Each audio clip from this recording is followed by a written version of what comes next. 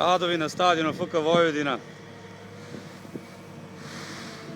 Postavljanje behaton ploča.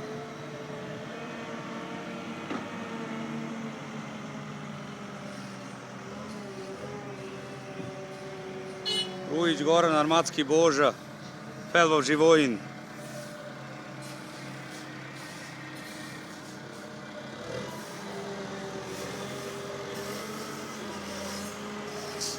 Priprema za postavljanje ploče.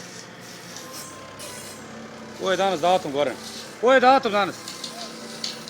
Koji je datum? Datum koji je? 16. 19. 11. 2015. godina.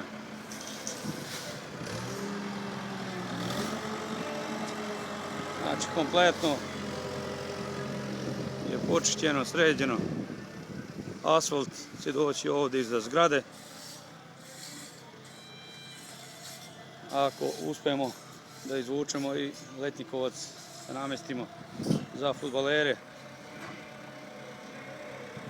Tako da u principu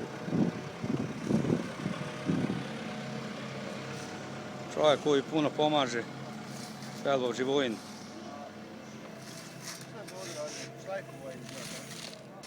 Naravno tu spada i Milin Tomislav koji je donirao i njegova firma Ekogradnja koja je donirao ove behaton ploče, gdje stvarno će biti ovo pravi sportski centar u Bošedu.